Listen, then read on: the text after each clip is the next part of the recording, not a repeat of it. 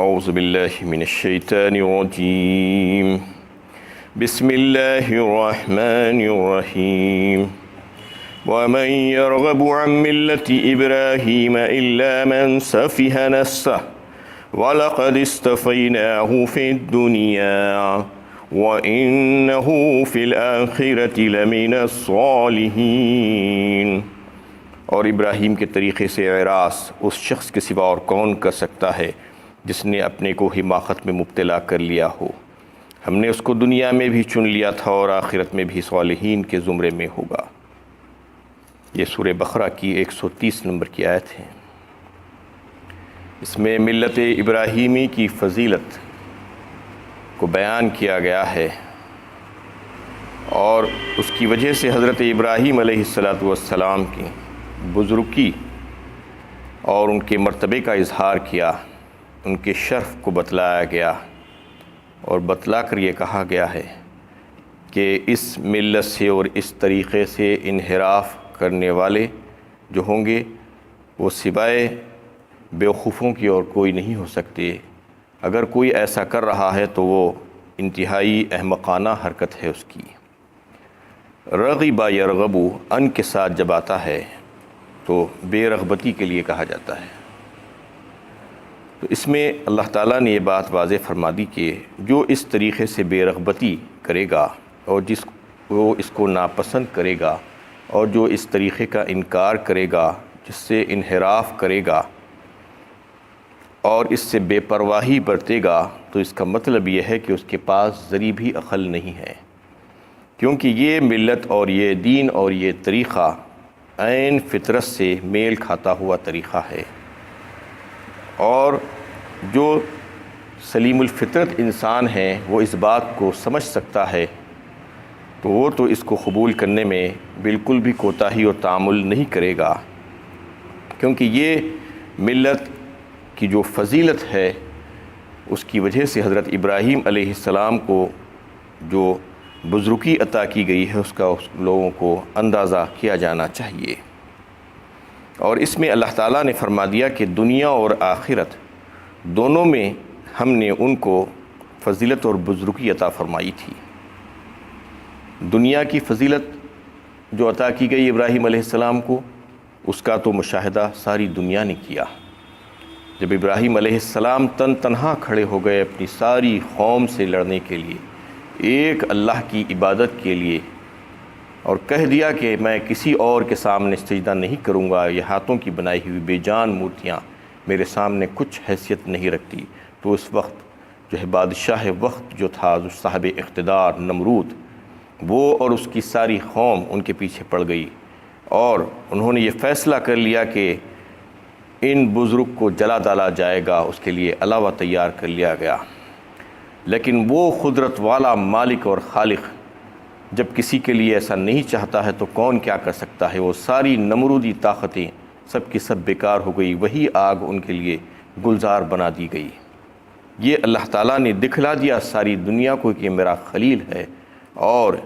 یہ میری عبادت کرنے والا بندہ ہے، میرا حنیف ہے۔ تو سب نے دیکھ لیا اور سارے مذاہب کے لوگ اس بات کے قائل ہو گئے اور ان کا لوہا مان لیا۔ یہی وجہ تھی کہ اس وقت سے لے کر آج تک بھی سارے بڑے بڑے مذاہب کے لوگ فخر محسوس کرتے ہیں آپ سے نسبت بتانے کے لیے۔ ہر ایک یہ کہنا چاہتا ہے کہ ہم ابراہیمی ہیں، ہم ابراہیمی ہیں، ہم ہی ملت ابراہیمی کے سچے پیروکار ہیں، چاہے وہ یہود ہو، چاہے نصارہ ہو، چاہے مشرکین عرب ہو۔ مشرکین عرب تو ابراہیم علیہ السلام کی اولاد ہی میں سے تھے،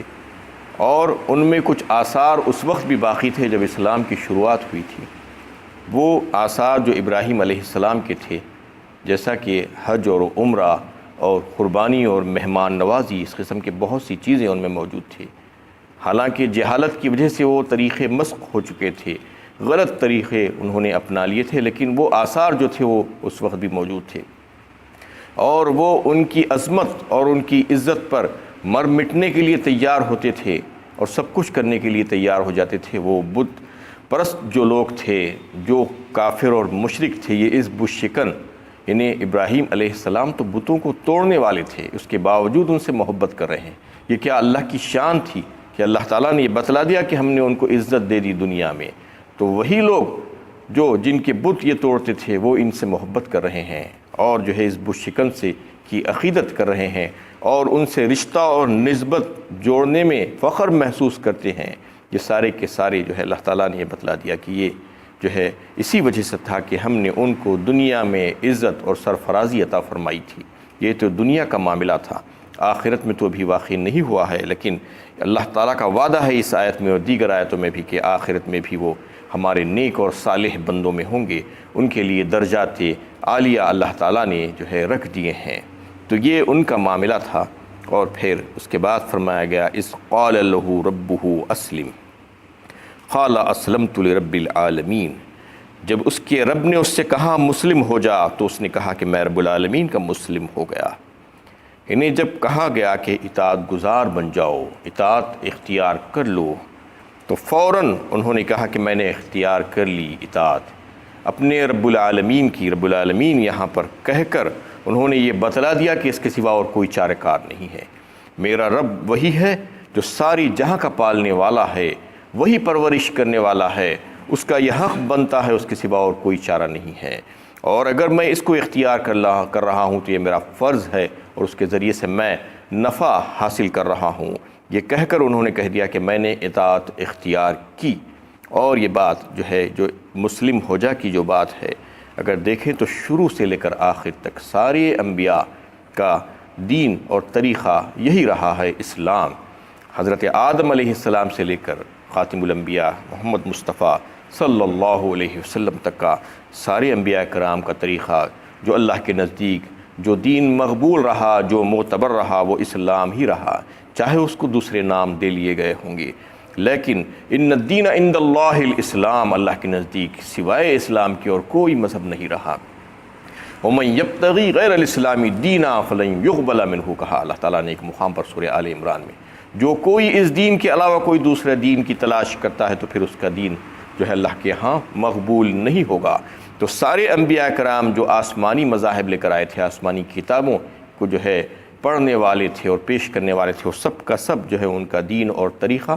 اسلام ہی رہا ہو، اس کے علاوہ اور کوئی دوسرا دین اور طریقہ نہیں رہا۔ وما ارسلنا من قبلک من رسول الا نوحی الیہ انہ لا الہ الا انا فاعبدون، فرمایا ایک مقام پر، یعنی ہم نے وہی نہیں بھیجی تمام رسولوں پر اور آپ پر بھی مگر یہ کہ ایک اللہ کی عبادت، سارے دین، سارے ادیان اور سارے طریقے، سارے انبیاء کرام کے طریقے اور وحدت ہی پر تھے، نقطہ وحدت ایک ہی تھا، طریقہ ایک ہی تھا، شریعتیں بدلتی گئی، طور طریقے بدلتے گئے، زمانے کے حساب سے اللہ تعالیٰ نے مختلف شریعتیں اور طریقے بھیجے، عبادتوں کے طریقے، دیگر کاموں کے طریقوں کو بدلا گیا، لیکن جو بنیادی اصول تھے اللہ کی عبادت، وحدت، وہ شروع سے آخر تک ایک ہی رہی۔ ہر زمانے میں، ہر مقام پر ہزاروں سالوں تک جو ہے انبیاء کرام کے آنے کا سلسلہ چلتا رہا، اور وہ انہوں نے جو ہے یہی تعلیمات پیش کی، اس کے علاوہ اور کوئی دوسری تعلیمات انہوں نے نہیں پیش کی۔ حضرت ابراہیم علیہ السلام کا جو واقعہ اس میں بیان کیا جا رہا ہے، تو انہوں نے بھی یہی کہا، اس سے پہلے کی آیتوں میں بھی، کہ انہوں نے اپنی ملت کو اسلام کہا، اس کا نام ربنا وجعلنا مسلمین لک ومن ذریتنا امۃ مسلمۃ لک، اس کو تجویز کیا کہ یہ اسلام ہے، اور اس کا نام امت مسلمہ قرار دیا، امت مسلمہ اس کو بتایا۔ ملت ابیکم ابراہیم ہوا سماکم المسلمین من قبل وفی ھذا، فرمایا ایک مقام پر اللہ تعالیٰ نے، تم لوگ اپنے باپ ابراہیم کی ملت اور اس کے دین پر ہو، اس کے طریقے پر ہو۔ ملت ابیکم ابراہیم ہوا سماکم المسلمین، جس نے تمہارا نام مسلمان رکھا، اور پھر وہاں پر بھی اور یہاں پر بھی، مطلب اس قرآن میں بھی جو ہے تمہارا نام مسلمان ہی ہے، مسلم ہی ہے۔ یہ امت محمدیہ کا شرف ہے کہ ان کو جو ہے یہ تجویز کردہ جو نام ابراہیم علیہ السلام کا تھا ان کو وہ حاصل ہوا، دوسری اور قوموں کو وہ بات حاصل نہیں ہوئی۔ تو اس میں اللہ تعالیٰ نے واضح فرما دیا کہ چاہے سارے لوگ، سارے مذاہب کے لوگ جو ہے یہ کہنا شروع کر دیں کہ ہم تو انہیں ابراہیم علیہ السلام کے پیروکار ہیں، ان کی دین کے پیروکار ہیں، انہی کی اتباع کرنے والے ہیں، لیکن یہ سب بات غلط ہے، کیونکہ ابراہیم علیہ السلام شرک کرنے والوں میں سے نہ تھے۔ جو کوئی مشرک اور کافر اور جو ہے دوسرے لوگ اگر یہ کہتے ہیں کہ ہم ان کی اتباع کرتے ہیں تو پھر ان کی اتباع صحیح طور پر ہونی چاہیے۔ اس میں جو ہے چاہے وہ یہود ہو، نصارہ ہو یا مشرکین عرب ہو، تاکہ افسوس کہ مسلمان بھی آج لاکھوں کروڑوں مسلمان بھی جو ہے دعویٰ تو کرتے ہیں کہ ہم ملت ابراہیمی سے تعلق رکھتے ہیں اور ہمارا طریقہ بالکل وہی ہے، لیکن اس کے باوجود اپنے خواہشات نفسانی کے پیچھے پڑے ہوئے ہیں، اپنے دین اور مذہب کو سہارا بنا کر یہ چاہتے ہیں کہ اس کی تفسیر اور اس کی تعبیر بالکل ایسی ہو جیسے ان کی خواہشات۔ اگر ویسی خواہشات کے مطابق ان کو وہ باتیں مل جاتی ہیں تو اس کو تسلیم کر لینا چاہتی ہیں، اور اگر کوئی چیز ان کی خواہش کے خلاف ہے تو پھر اس کو تسلیم کرنا نہیں چاہتے۔ یہ یہودیوں کا طریقہ تھا، یہ مسلمان اور فرمانبرداروں کا طریقہ نہیں ہو سکتا۔ فرمانبردار اور مسلمان اور مسلم کسے کہتے ہیں؟ اصل میں کہتے ہیں اس کو جو سرنڈر کر دے اپنے آپ کو اپنے رب کے سامنے، اپنے مالک کے سامنے ڈال دے، اور اسی کو اپنا آقا اور اپنا مالک، اپنا پالنہار، اپنا سب کچھ سمجھ کر اسی کو اپنا معبود بنا لے اور اسی کی عبادت اور پرستش اور بندگی کو اختیار کر لے اور اسی کی بھیجی ہوئی ہدایت کے مطابق اپنی زندگی کو بسر کرے، اس میں ذرا بھی جو ہے رد و بدل نہ کرے، یہ اصل میں مسلمان اور فرمانبردار کہلاتا ہے، اور یہ طرز عمل اور یہ عقیدہ ہی اسلام کہلاتا ہے، اور بالکل یہی دین، یہی طریقہ سارے انبیاء کرام کا رہا، اس میں ذرا بھی جو ہے رد و بدل تغیر نہیں ہوا۔ یہ طریقے میں جو اس کو اختیار کرتا ہے وہ مسلم کہلایا گیا، اور جو اس کو اختیار نہیں کرے گا وہ چاہے 1000 بار کہہ لے وہ مسلم نہیں ہو سکتا۔ اور اس طریقے کو اختیار کرنے کے لیے ضروری ہے کہ سنت رسول اللہ صلی اللہ علیہ وسلم کی پیروی کرنا ہوگا۔ سنت رسول اللہ صلی اللہ علیہ وسلم کے بغیر اگر کوئی یہ دعویٰ کرتا ہے تو اس کا دعویٰ غلط ہو جائے گا۔ قل ان کنتم تحبون اللہ فاتبعونی یحببکم اللہ، اللہ تعالیٰ نے خود فرما دیا سورہ آل عمران 3 پارے میں، کہہ دیجئے ان سے اگر تمہیں دعویٰ ہے کہ تم کو اللہ تعالیٰ سے محبت ہے، اگر تم یہ دعویٰ کرتے ہو کہ تم مسلمان ہو، تم اہل ایمان میں داخل ہو، تو پھر تمہیں چاہیے کہ تم میری اتباع کر لو، یعنی نبی صلی اللہ علیہ وسلم کی اتباع کر لو۔ کہ اللہ تعالیٰ نے یہ جو ہے طریقہ سکھلا دیا، یہ کسوٹی بتلا دی کہ اگر اتباع کریں گے اللہ کے نبی صلی اللہ علیہ وسلم کی تو پھر ان کا جو دعویٰ ہے کہ یہ ہم اللہ والے ہیں، ہم اللہ کو چاہنے والے ہیں، ہم مسلمان ہیں، وہ دعویٰ ان کا سچ ثابت ہوگا۔ اور اگر ایسا نہیں کریں گے، اللہ کے نبی صلی اللہ علیہ وسلم کی اتباع سے گریز کریں گے، ان کے طریقوں سے محبت نہیں کریں گے، ان کی سنتوں سے پیار نہیں کریں گے، اور ان کے طور طریقوں کو اختیار نہیں کریں گے، اپنی من مانی زندگی گزارنا چاہیں گے اور نمازوں کو چھوڑنا ایک اپنا طریقہ بنا لیں گے اور مختلف طریقوں سے یہ اظہار کریں گے کہ ہم تمہاری مخالفت کر رہے ہیں، اور فسق و فجور میں پڑ جائیں گے، گناہوں کی زندگی میں اپنے جو ہے لاد کر ڈال دیں گے اپنے آپ کو، اور جو جس کاموں سے انہوں نے منع کیا ہے وہ سارے کام کریں گے، مال حرام کمانے کی کوشش کریں گے، رشوت اور سود کھانے کی کوشش کریں گے، داڑھی کو کٹوانے کی کوشش کریں گے، یہ ساری چیز اور ساری جو ہے باتیں یہ ہے کہ ہم ان کی مخالفت کر رہے ہیں، ان کے سنتوں سے محبت نہیں ہے ہم کو، ان کے طریقے سے، ان کے حلیے سے محبت نہیں ہے، اس لیے ایسا کر رہے ہیں۔ جو اگر جو ہے یہ چاہتا ہے کہ میں صحیح طور پر مسلمان بن جاؤں تو پھر چاہیے کہ